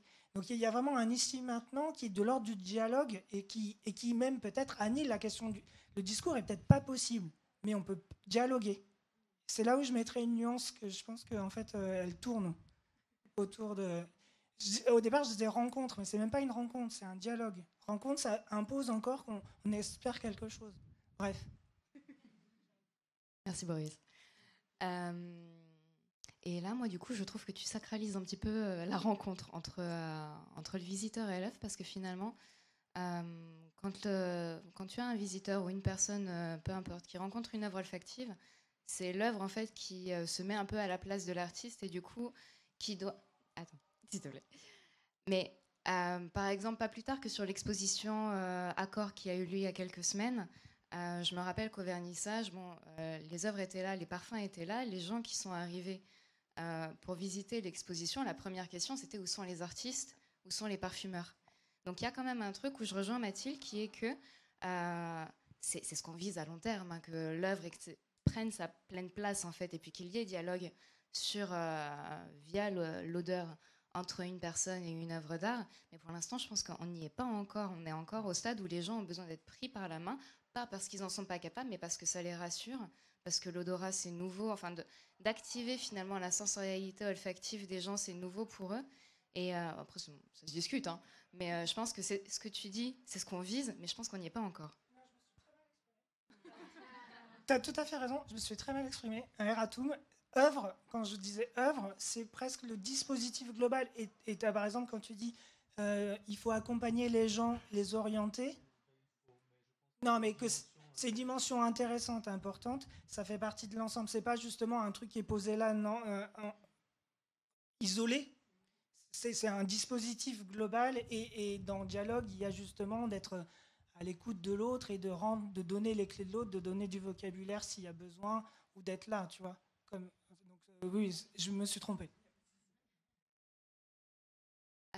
Du coup, j'ai dit que j'étais timekeeper dans l'âme. Est-ce que, là, normalement, on est censé avoir fini. Est-ce que vous avez dernières choses sur lesquelles vous voulez finir avant qu'on prenne des questions? Non, je pense que tu devrais parler de l'expérience du musée du Quai Branly, en fait, voilà, ce qu'on a découvert en faisant un peu cette expérience, c'est que il y a aussi, si on veut un jour pouvoir exposer le discours olfactif et faire entrer l'olfaction dans les musées, on s'est rendu compte qu'il fallait aussi des spécialistes de l'olfaction dans les musées. Et je pense que c'est intéressant de se dire ça ce soir, parce qu'on s'est rendu compte que même avec la meilleure bonne volonté, même avec la plus grande passion pour les odeurs, pour l'odeur des œuvres, ou pour, même pour le parfum, finalement, il y a encore trop peu de gens dans les musées qui sont formés, qui ont accès à une culture olfactive et qui peuvent du coup faire peut-être les bons choix, prendre les bonnes décisions pour que l'olfaction existe dans les musées. Donc je trouvais que c'était intéressant que tu nous en dises 2 mots. Ma question, c'est ça. Est-ce que tu parles d'avoir des personnes formées durant l'exposition ou avant? Je vais fournir des éléments d'infos peut-être. Ce dont Mathilde parle, donc, c'est une démarche qui est complètement différente, puisque là, du coup, on a la chance d'être entouré d'artistes donc, qui sont vivants, qui sont là, qui parlent de leurs œuvres. Oui, qui ont très chaud, mais pour l'instant, ils sont là. Dans 10 minutes, ce sera peut-être plus le cas, mais pour l'instant, ils sont là. Avec Mathilde, en fait, dans le cadre de ma thèse, on a travaillé sur la dimension olfactive des objets qui n'ont pas forcément été conçus pour être olfactifs, donc c'est pas la première vocation. Donc on a notamment réalisé plusieurs diagnostic olfactif dans les collections du Louvre et dans les collections du musée du Quai Branly. Et l'idée, c'était d'aller diagnostiquer à l'odeur des objets de musée. Donc, ça allait de la statue à de la céramique, à des bijoux, à énormément de choses. Et en fait, on ne savait pas trop, parce que les collections du musée du Quai Branly, je pense que vous connaissez tous, c'est énorme. C'est 3 collections d'ethnographie condensées en un seul musée, donc c'est colossal. Comment on a fait du coup pour sélectionner les objets? On a sollicité en fait les conservateurs de l'établissement en demandant voilà, d'après vous qui gérez telle collection, quels sont pour vous les objets au sein de votre panel en fait qui sont odorants? Et on a eu des déconvenus de gens qui nous ont dit mais moi j'ai plein d'objets qui sont odorants, venez. Et puis au final, Mathilde les a sentis, il y en a un avec beaucoup de bonne volonté, beaucoup de patience. Et puis c'est vrai que les choses n'étaient pas forcément odorantes. Et du coup, ce qui est intéressant, ça, après, c'est la question de la conservation de la dimension olfactive qui se pose. Donc, on n'est plus dans la création des œuvres, on est dans l'archivage, dans la conservation. Donc, c'est encore un autre process. Mais c'est vrai que, pour vous donner un peu de hauteur, les acteurs en fait, qui interviennent dans le fait qu'une exposition soit odorisée, dans le fait qu'une médiation soit olfactive, dans le fait qu'on sache aller mobiliser, en fait, solliciter des artistes olfactifs et leur dire nous, on est en capacité d'accueillir votre œuvre, etc. Parce que des fois, on dit non, ça arrive. Parce que justement, cette dimension olfactive, elle fait peur, elle est envahissante, il faut la maîtriser. Donc, les acteurs des musées se sentent démunis par rapport à ça. Comment on fait pour maîtriser quelque chose qu'on ne peut pas voir? Factuellement, ce n'est pas inné. Donc c'est vrai que déjà, il y a un problème en ce que il y a des acteurs en fait, des musées qui projettent beaucoup, qui pensent que les choses sont odorantes, qui pensent que les choses fonctionnent, qui ont foi en fait, dans les dispositifs, alors que les dispositifs ne sont pas valeur absolue. Les dispositifs, ça doit être entretenu, il y a une maintenance à faire. Donc, ce n'est pas parce qu'on a un dispositif olfactif dans une exposition et qu'on n'y touche pas qu'il va faire son taf pendant 6 mois. Et en fait, c'est un degré de sensibilité qui manque. Donc, ça passe aussi par ça, le fait de petit à petit de permettre aux œuvres olfactives d'entrer dans les musées et puis en parallèle de prendre conscience du potentiel olfactif des objets qu'on a déjà dans les collections de musées. Ça passe par sensibiliser aussi les acteurs des musées, donc les conservateurs, les commissaires d'exposition, à cette dimension olfactive-là et aller à leur rencontre. Et là, je reviens sur la dimension du dialogue. C'est vrai que là, dans la salle, moi, je reconnais beaucoup de visages, mais vous venez tous de milieux complètement différents. Et c'est vrai, en fait, que c'est en dialoguant les uns les autres, et puis nous tous aussi, que finalement, on partage les forces des uns, on compense les faiblesses des autres, et petit à petit, c'est un chemin qu'on fait tous ensemble. Donc effectivement, il y a énormément de choses à faire en termes de co-construction, encore. De se dire un musée, c'est pas forcément une expertise qui n'est qu'artistique, les parfumeurs, c'est pas forcément une expertise qui ne rêve que de la création de parfums. Moi, avec Mathilde, pendant 3 ans, j'ai été bluffée en fait de tout ce qu'on pouvait faire avec son savoir, mais qui est le savoir finalement de tous les parfumeurs chevronnés un peu. En fait, c'est une mine d'or pour la recherche. Donc, il faut vraiment continuer à dialoguer, continuer à comme ça venir se rencontrer tous les uns les autres, et puis ouvrir le dialogue. Et peut-être que finalement le discours olfactif, je fais un mot de fin. Voilà, peut-être que finalement le discours olfactif, Boris a raison, c'est un dialogue qui n'est pas encore en place, mais qu'on œuvre tous à notre petite échelle pour mettre en place, pour fortifier, pour avancer tous dans une direction vertueuse. C'est beau, hein? Bravo. Belle conclusion.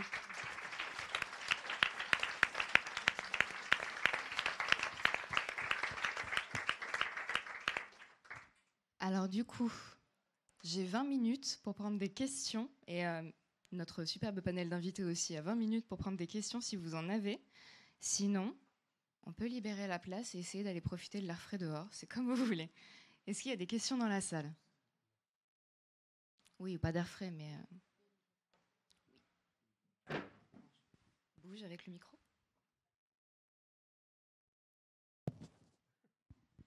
Donc bonsoir et merci pour ce panel déjà d'une très grande qualité. Ma question serait principalement pour les artistes, étant donné qu'on co-construit une œuvre avec une odeur, est-ce qu'on doit partir du principe que l'odeur est tout le temps éphémère et vouée à disparaître? Est-ce que l'odeur doit disparaître avec l'œuvre? Est-ce que si, par exemple, dans le cas des parfums sur une peinture, une fois qu'elle ne sentira plus, est-ce qu'il faudra rajouter le parfum pour pouvoir continuer à avoir l'expérience, ou faut-il juste faire que le parfum, c'est éphémère, donc il dure qu'un temps et il doit s'arrêter d'émettre au bout d'un moment? Bonne question, ça. Il y a un micro encore ou pas? Je pense qu'on aura tous une réponse différente. Je me rassois alors. Mais je serai bref.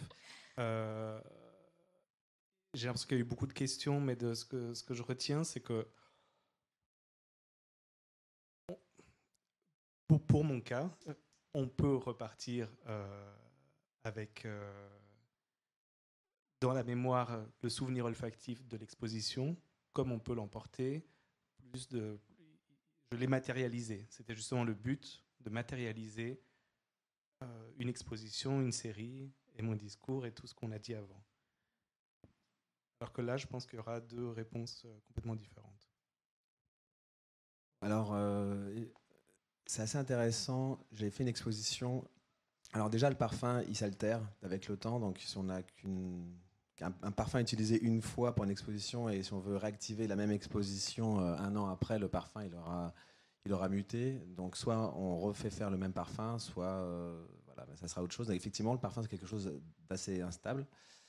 Quand j'ai commencé à travailler avec des parfumeurs ou la maison à Berlin, Malone Lab, ils m'ont dit qu'ils referaient la même formule si j'avais besoin. Donc ça veut dire qu'on peut réactiver la formule à différents moments, mais de toute façon les odeurs vont passer. Et j'ai fait une exposition où c'était des bougies qui duraient le temps de l'exposition. C'est-à-dire qu'une fois que l'exposition était passée, l'odeur ne serait plus jamais réactivée. Donc ça allait être un souvenir laissé aux visiteurs. Et donc ça, c'était un vrai choix.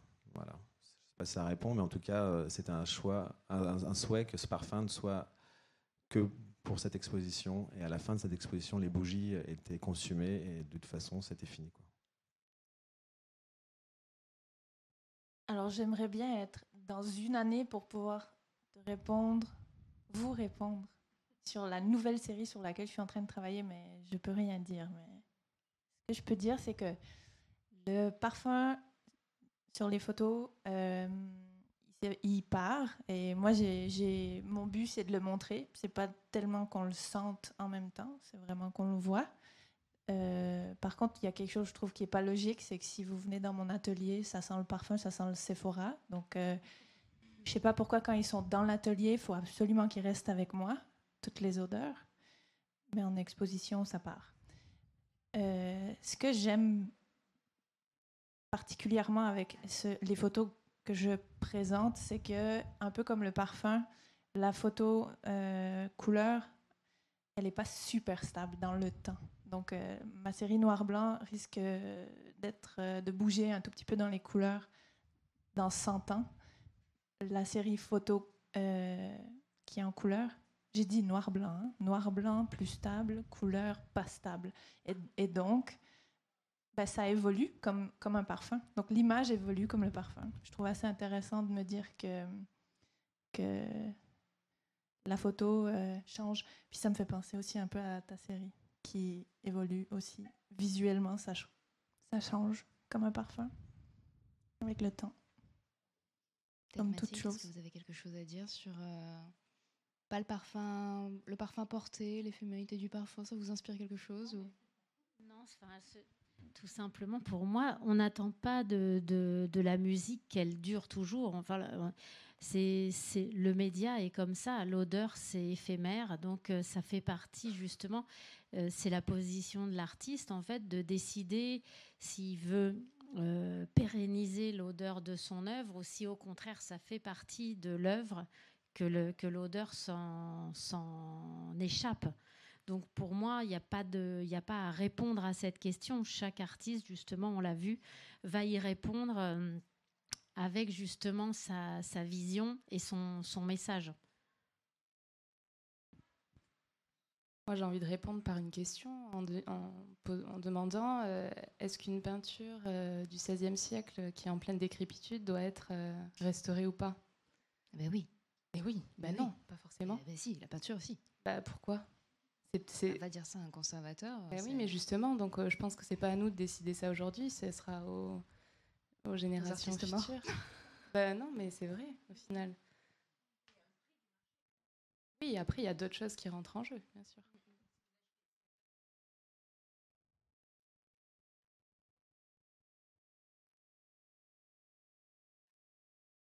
Est-ce que la valeur reste? Il faut voir ce qu'il en reste. Il faut voir aussi ce qu'il en reste. C'est pas parce que l'odeur s'échappe qu'il n'en reste rien. Et puis ensuite, si justement l'odeur s'en est échappée et que l'œuvre a été conçue comme ça, l'œuvre reste pérenne. C'est pas l'olfaction de l'œuvre qui en fait la valeur, pour moi. C'est ce que disait Boris tout à l'heure. L'œuvre, elle est globale. Oui, puis si je peux ajouter... Oui, mais tout se transforme et tout change, en fait, dans la vie. C'est pas moi qui l'ai dit. Je viens de réaliser quelque chose en vous écoutant. Pour moi, l'odeur était avant tout... l'art olfactif, c'était avant tout une stimulation de ma mémoire. Pour moi, l'olfactif, c'est activer ce sens de l'odorothèque, de la mémoire et de l'émotion qu'il y a avec. Et tout d'un coup, quand vous avez dit tout change, j'ai un champ qui s'est ouvert. Et ce champ-là, c'est cette permission d'explorer quelque chose qui est au-delà du défini et qui peut être enfermant, en fait. Parce que je viens de réaliser que je m'étais enfermée dans un système de recherche de quelque chose que je connaissais. Mais en fait, il y a... Bon, là, je ne saurais pas vous redonner les références, mais des études qui ont été faites et qui montrent en fait que la mémoire, c'est à moitié le souvenir, mais c'est à moitié aussi de l'imagination. En fait, tout ce dont on se souvient, on l'imagine à moitié. Et typiquement, une odeur, la Madeleine de Proust, quand vous vous en souvenez, les Madeleines de Proust de votre enfance, etc., il y a un souvenir, mais il y a aussi votre imagination qui marche à chaque fois. Et votre souvenir d'une odeur n'est jamais deux fois le même, en fait. Je peux te dire quelque chose? Ça me fait aussi penser, quand je présente mon travail, souvent les gens ont besoin de me dire ce qu'ils voient. Et donc le fait d'avoir des photos qui soient abstraites, je laisse la place à ce que le spectateur puisse projeter quand il sent, ou quand souvent on me demande « Ah, c'est quel parfum? Ah oui, ah bon, c'est le parfum que portait ma maman. » Je vois un fœtus, je vois une femme enceinte. Souvent les femmes, elles me disent qu'elles voient des fœtus. Et elles sont enceintes. Et les hommes voient souvent du sexe. Bref. Mais voilà. C'est ça. Mais au-delà de ça, c'est important aussi de dire que la mémoire, très souvent, on parle de l'olfaction, on parle très souvent de mémoire. Mais pour moi, l'olfaction, c'est aussi beaucoup d'instinct. Et en fait, il y a beaucoup d'odeurs qu'on finalement connaît assez mal et auxquelles on réagit très fortement sans les avoir jamais senties.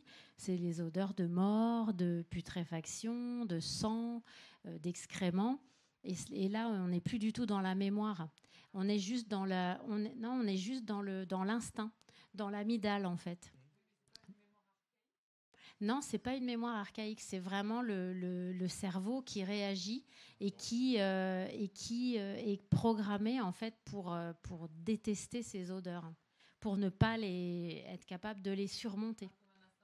Voilà, exactement. Donc c'est un champ très intéressant de l'olfaction et particulièrement dans l'art parce qu'en parfumerie, malheureusement, même si on travaille beaucoup avec des notes animales, avec des notes fécales aussi, on n'a pas encore réussi à travailler avec des odeurs de putréfaction, de mort et tout ça.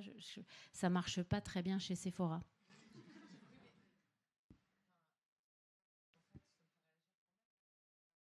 J'ai quand même l'impression qu'on a un référentiel qui est hyper codifié par rapport à la mort. Par exemple, moi, je sais que c'est une odeur que j'aime.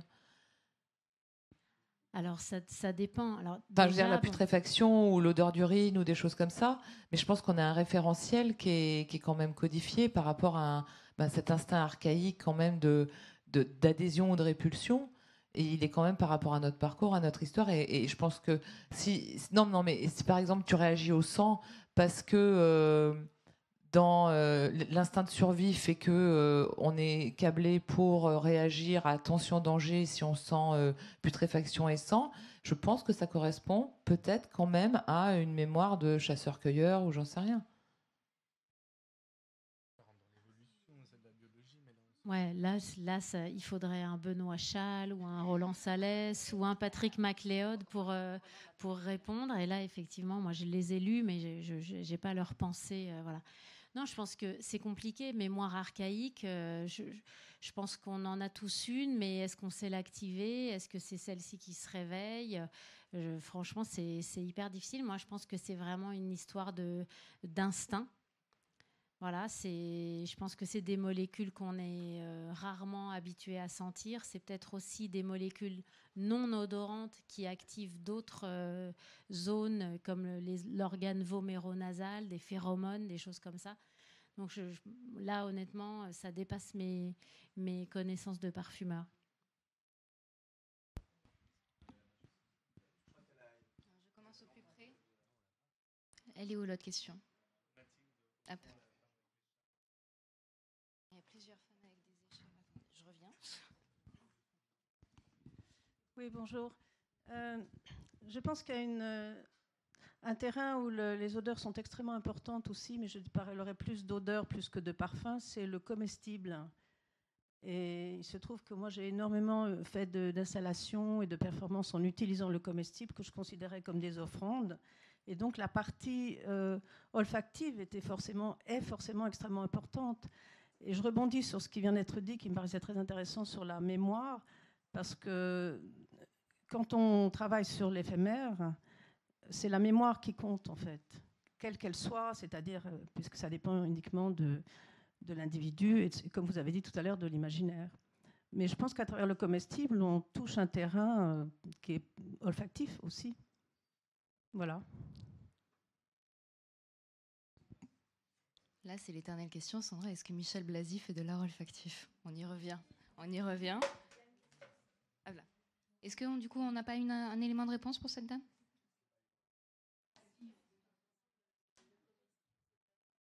Ah, bien sûr. De toute façon, le comestible, c'est de l'olfactif, puisque je rappelle que dans la bouche, on n'a que 5 vrais goûts, qui ne sont que amer, acide, sucré, salé, umami. Je peux faire un cours d'umami si quelqu'un a besoin d'une...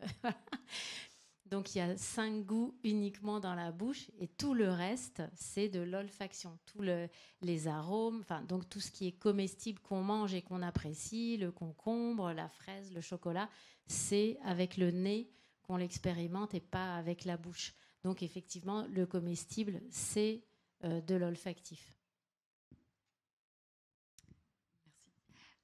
Oui, c'est pour essayer de poursuivre cette réflexion à propos de la réception donc d'un art olfactif, en allant regarder du côté physiologique dont vous parlez. Enfin, j'ai l'impression, je voulais juste poser une question de candide, en fait. Mais c'est-à-dire, qu'est-ce qu'il y a vraiment de physiologique dans la façon dont on reçoit les odeurs?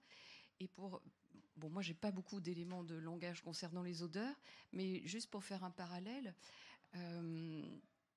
dans le champ visuel, bien sûr, il y a des symboles associés aux couleurs, mais il y a aussi de la sécrétion d'hormones associées aux couleurs. Enfin, quand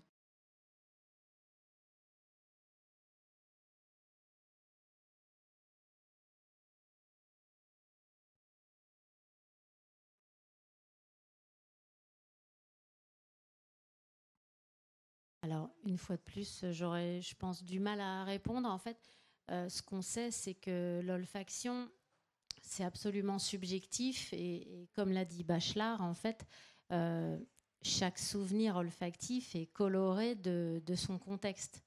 Donc, ce qu'on remarque dans le champ de l'olfaction, c'est que c'est très souvent ce qu'il y a autour de l'odeur qui fait qu'on va aimer l'odeur ou ne pas aimer l'odeur. Mais après, ça va agir beaucoup comme un réflexe. Chaque fois qu'on ressentira cette odeur, on aura à nouveau le contexte et on ressentira la même émotion que la première fois qu'on a senti cette odeur. Donc là, on est vraiment dans la psychologie. L'odeur, physiologiquement, c'est très simple. Ça passe dans le nez. C'est des cils olfactifs qui activent des nerfs. Mais une odeur, c'est extrêmement compliqué. C'est à chaque fois plusieurs centaines de molécules. Donc, il n'y a pas 2 odeurs pareilles qui vont activer exactement pareillement les mêmes cils. Bon, voilà. Donc, la physiologie de l'odeur, on la connaît bien, mais elle est assez peu aidante pour expliquer les comportements humains vis-à-vis de l'odeur. Et la plupart du temps, en fait, les comportements humains, ils sont vraiment, donc vis-à-vis de l'olfaction, ils sont absolument conditionnés par le contexte dans lequel on sent une odeur pour la première fois.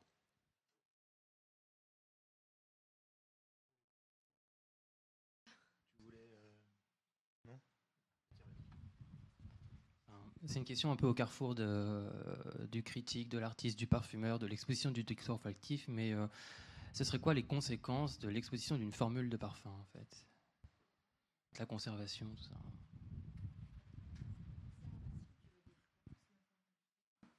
Alors, je ne sais pas si... Je ne crois pas que Julie soit là. On a le cas du coup d'une artiste qui est Julie Seforti, qui, elle, a un positionnement par rapport à ça. Tu disais tout à l'heure que... le laboratoire avec lequel tu avais travaillé t'avait dit que si tu voulais refaire ton exposition, on te referait le parfum. Julie Sefortier, donc, qui elle s'est formée à la création de parfums, donc qui est une artiste à la fois plasticienne, mais qui aussi crée les parfums qui accompagnent ses œuvres ou qui parfois sont directement les œuvres, a pris le parti justement pour s'adapter à la réalité du marché, à la demande des acheteurs qui sont d'avoir une certaine garantie, une certaine pérennité de l'œuvre qu'ils achètent, de leur vendre la formule de parfum avec l'œuvre, en leur disant voilà, si par exemple je vous vends Pétrichor, c'est le parfum qui est l'œuvre, une fois que vous aurez consommé cette œuvre, je vous donne la formule, vous avez la formule, vous pouvez aller dans n'importe quel laboratoire de parfum pour refaire peser le jus si vous le souhaitez, et comme ça assure une certaine garantie. En termes d'exposition de la formule...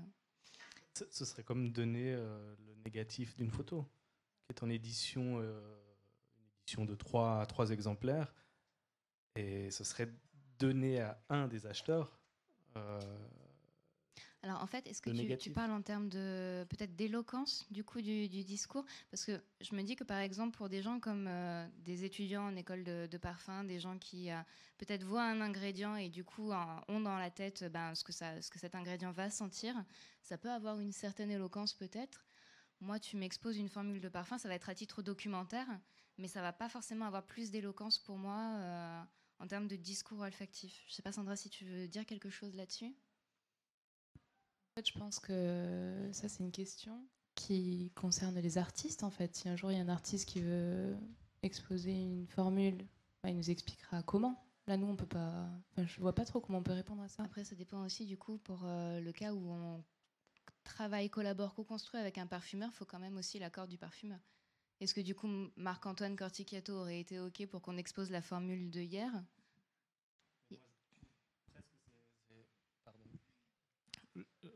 Je me suis jamais posé la question parce que pour moi non, la formule est à lui.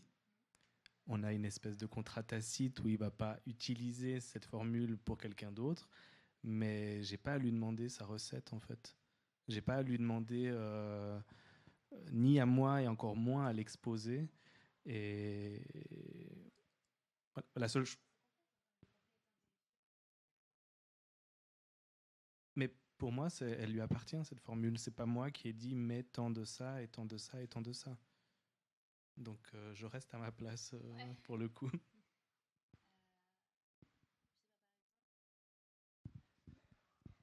Je prends l'exemple des osnis. Dans le cas de figure où, admettons, vous auriez créé un parfum spécifiquement pour les osnis, l'exposition de la formule, qu'est-ce que ça vous évoque?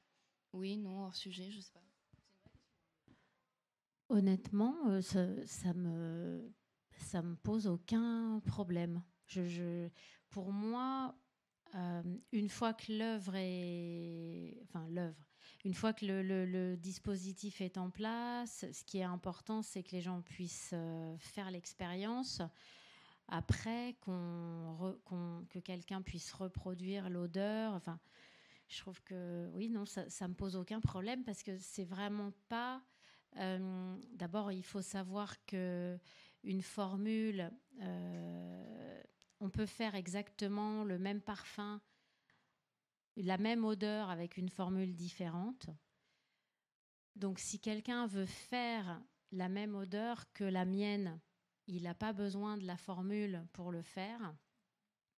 Donc, pour moi, c'est un non-sujet, effectivement. On peut exposer une formule. Après, je pense que la question d'Alexis, c'était plutôt exposer une formule dans une exposition, c'est ça, dans un musée ou simplement divulguer la formule. Même aussi dans les conséquences du travail de Romane, dans la conversation, parler effectivement, refaire l'œuvre dans son temps.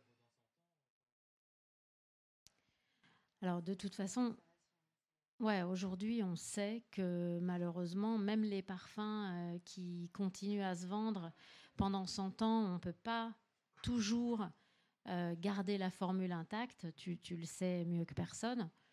Donc, je pense que voilà, même pour une œuvre, même si on y accorde un prix artistique, malheureusement, c'est la nature des choses que les ingrédients disparaissent, soient interdits, ne soient plus fabriqués ou même disparaissent de la nature. Donc, il y a une forme d'impossibilité. Donc, malheureusement, je pense que même la formule ne peut pas documenter l'œuvre pour l'éternité, malheureusement.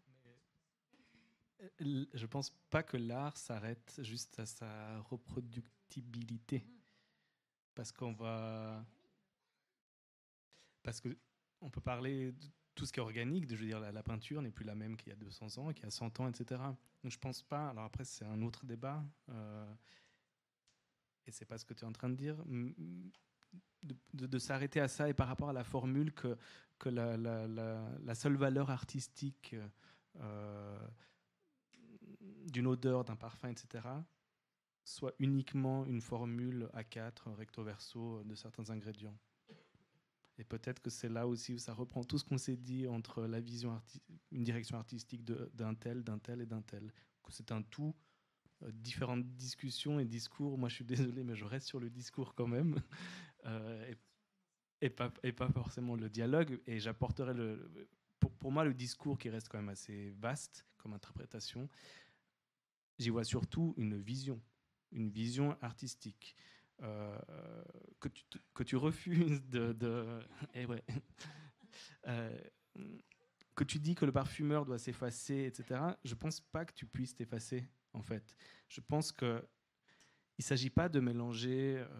Je vais pas partir dans d'autres exemples. Je pense que tu as une vision, que tu le veuilles ou non, que tu sois entièrement au service d'un artiste, par exemple.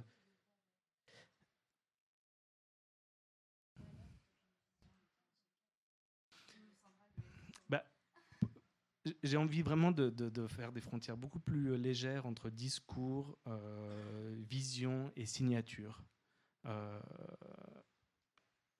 Pour ne pas signer un parfum, je pense qu'il va falloir que tu te battes pour que ce soit pas toi, parce que je pense pas que dans une école de parfumerie, on apprend la même chose, et pourtant, plein de choses différentes en sortent. Alors, artiste par artiste, j'ai pas. Oui, mais si on travaille ensemble, en fait, je vais t'inviter dans mon laboratoire et moi, ce qui va m'intéresser, c'est de te faire sentir des ingrédients, de te faire réagir aux ingrédients et de prendre les ingrédients qui t'intéressent, Moi, ce qui va m'intéresser, justement, c'est de... Moi, si je travaille avec toi, c'est pas pour faire ce que je fais moi quand je suis toute seule.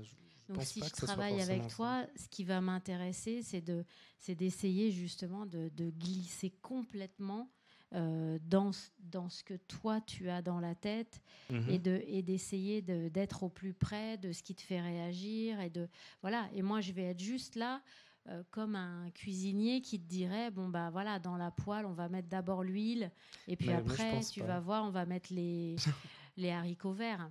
Oui, mais quand je te dirais, je trouve que ce parfum est trop gras, il manque de verticalité.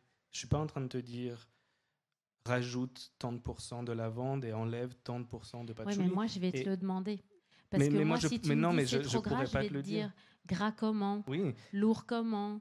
exactement. Et si tu me dis c'est gras comme de l'huile, mais quelle huile? Mais tu vas Tu vois. traduire mes Et moi, mots. je vais aller chercher exactement chaque ingrédient, un par un, voilà, de manière à faire le parfum que tu as dans la tête. Je suis désolée, mais moi, je suis rentrée chez Cartier pour faire du parfum sur mesure. Donc, j'ai travaillé, en fait, justement, à comment on fait le parfum qu'une personne a dans la tête. Et Je pense qu'on justement, se comprend. c'est pour ça que moi, j'ai cherché à m'oublier totalement, moi, en tant que parfumeur.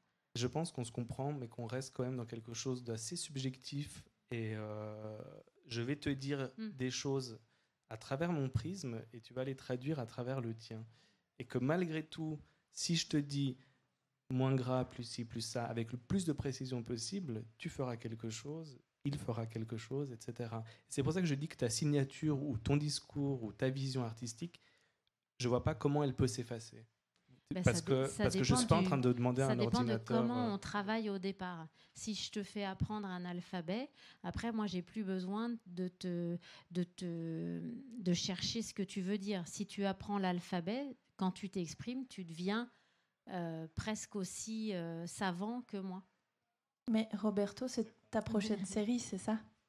Tu vas aller voir 15 parfumeurs avec le même brief, puis tu vas nous présenter ce qu'ils ont fait. Et ils n'auront pas tous fait comme Mathilde.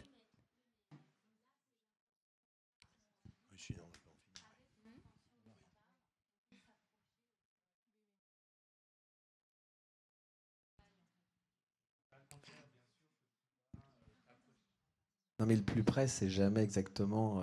Et puis même, c'est toujours une idée, et l'idée, elle évolue. Donc, bref, là, on se perd un peu. Mais non, mais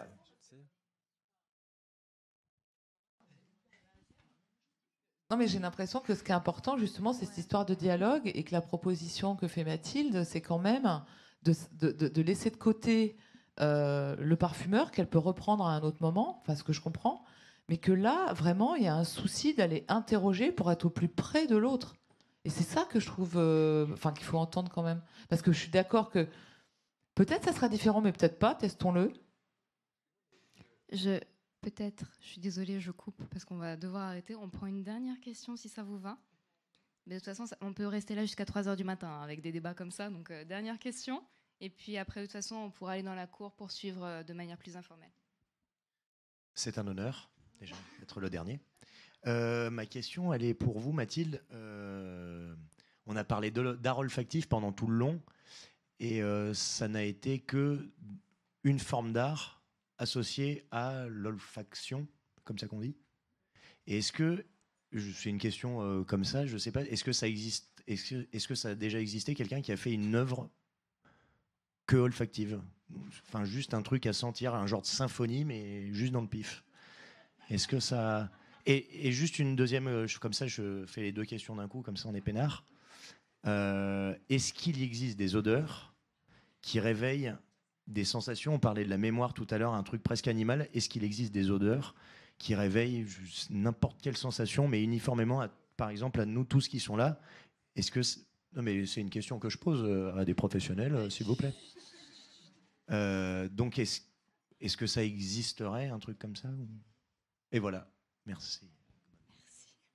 Alors, première question, est-ce qu'il y a quelqu'un qui a fait une symphonie olfactive, purement olfactive? Bon, j'ai envie de dire que c'est le job des parfumeurs. Hein.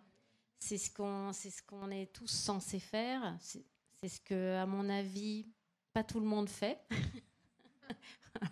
Bon, non mais en tout cas, pas de nom. Non mais en tout cas, oui, je pense que c'est le travail du parfumeur. Je pense qu'on peut citer des gens comme Edmond Rudnicka qui ont théorisé la parfumerie. Donc je le cite lui parce que c'est vraiment quelqu'un qui a revendiqué, qui a été un des premiers à revendiquer la parfumerie comme un art et à théoriser l'art de la parfumerie. Edmond Rudnicka. Je te l'écrirai. Voilà, c'est le créateur de L'eau sauvage, c'est le créateur de Femme de Rochas, Diorissimo de Dior. Donc je pense que lui, en plus, a pas mal parlé d'architecture et aussi de musique. Je pense qu'un parfumeur comme Jean-Claude Héléna travaille aussi beaucoup avec l'écriture, mais aussi avec la musique. Donc, je pense que, voilà, finalement, si les parfumeurs sont des artistes, c'est des artistes qui font des pièces d'olfaction comme ça, qu'on peut comparer à des symphonies. Après, dans l'art contemporain, je pense que c'est plus Mathilde qui serait capable de répondre. Et la deuxième question, c'était est-ce qu'il existe une odeur en fait qui réveillerait en nous systématiquement la même chose? Culturellement, c'est compliqué. Maintenant, je pense que si on se tourne vers des odeurs, une fois de plus, de sang, des odeurs sexuelles, des odeurs fécales, voilà, on va forcément avoir quand même une similitude. Mais ensuite, la signification et la réaction à une évocation commune, elle peut devenir très personnelle. Donc, l'évocation sera commune, mais la réaction et l'appréciation sera complètement différente selon les personnes. On s'arrête là ? Tu voulais répondre sur le fait, sur la symphonie olfactive autre que dans la parfumerie. Oui, on pourra poursuivre autour d'une bière de manière plus... voilà. Je vais clôturer. Merci à tous d'être venus si nombreux. Merci à tous les invités voilà, d'être venus pour ce super échange. Et puis voilà, on peut rester encore un peu dans la cour. Il me semble... Alors là-bas, de l'autre côté, j'ai mal indiqué. Et voilà, on peut continuer les échanges si vous voulez. On reste à votre disposition.